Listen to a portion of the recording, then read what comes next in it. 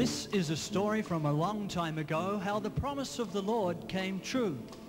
How the children of Israel found the promised land, complete with milk and honey and a view. Now to get to this place took quite a little time. Well, it took 40 years to be exact. But a leader like Joshua could get his people there, even though a map and compass he lacked.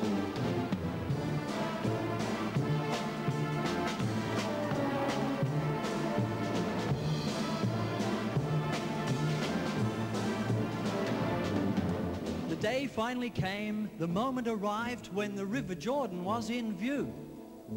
Joshua and company were on the east side in a quandary as to what to do. You see, across the water and down the road was the promised land, we know.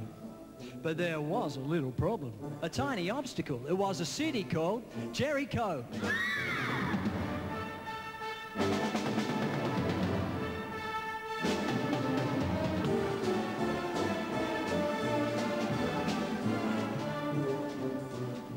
Well, I suppose it was more than a little problem.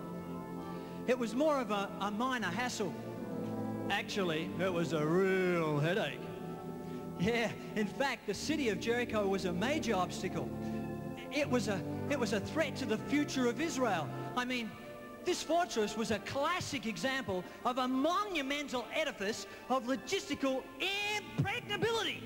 Why? This was so high, it was as high as the Sydney Tower. And wide, it was as wide as Melbourne's Westgate Bridge. And deep, why, it was as deep as an Adelaide-built submarine. Harry. Right. I have in my hand the score. I didn't know you were marking this. There is no Sydney Tower here. No, well, it's just down the road. Nor any Adelaide submarines. Well, that's a union problem. People are becoming confused. The girls are getting confused, the band is confused, I'm confused, and look at the audience, they're confused. You're right. Look at that lady in the front row. You must keep to the music. You know, as a bandmaster, I keep to the published written music at all times.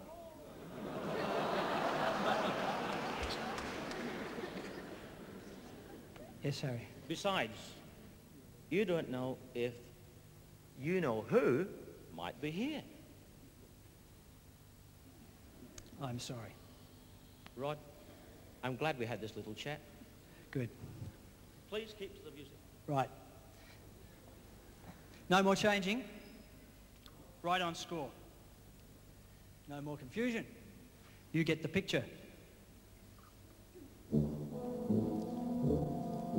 The human odds were not on Israel's side, but they crossed the River Jordan nonetheless. For Joshua knew, and the people did too, if God was with them, they could win with less. So they reached dry land and got organized, but when they saw what they saw, they felt glum. For they discovered when they reached the walls of Jericho, the city was locked up tighter than a drum.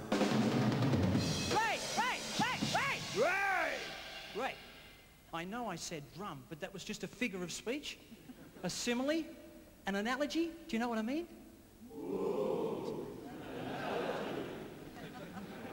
I think they know what I mean. Well, anyway, a plan was devised as to how the attack should be made.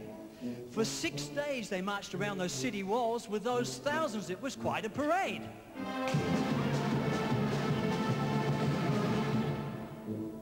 You said no more confusion? Keep to the music? Well, it's my prerogative, Rod. Prerogative, derogative. It's time we kept to the music. To talk about confusing, the people are confused. I mean, they're so confused they don't know which what not to watch which. When?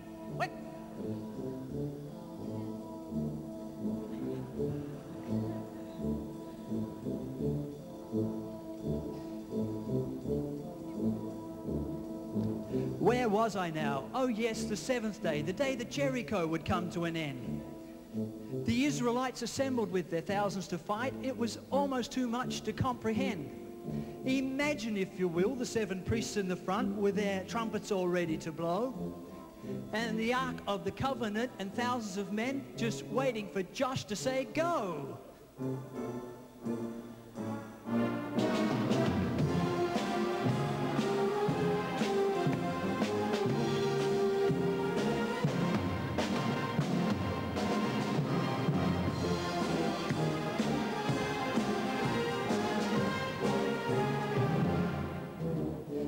day's parade had a different twist so that no one from the city would escape.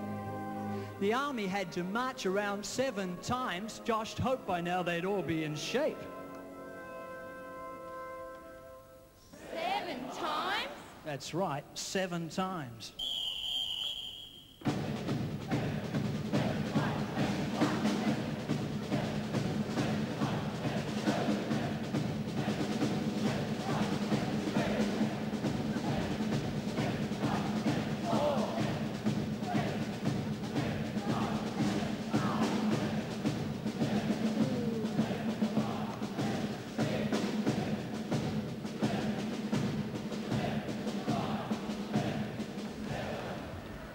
As the Israelites came around the 7th time, the fateful moment was finally at hand.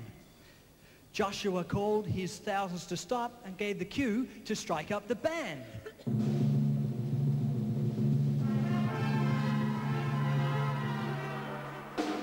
Ooh, that was bad. They should do some more practice. Yeah. No, Harry, I didn't mean now. Joshua commanded the trumpets to blow and the people to shout.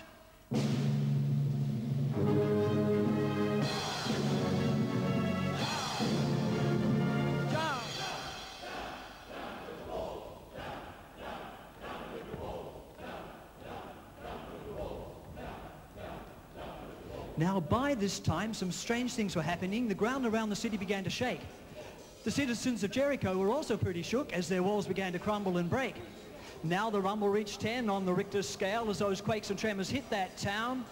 Even Josh was amazed and the people were dazed as the walls came tumbling down.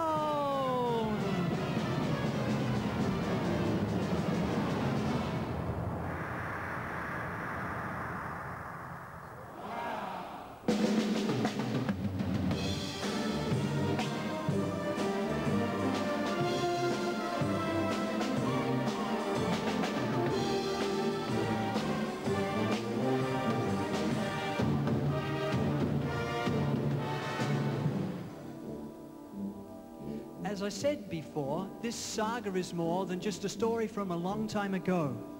For it teaches us that God keeps his promises, as anyone who reads his book would know.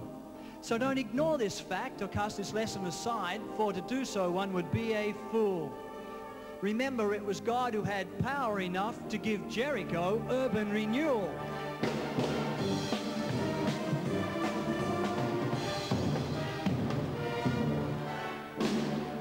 Hit it, guys.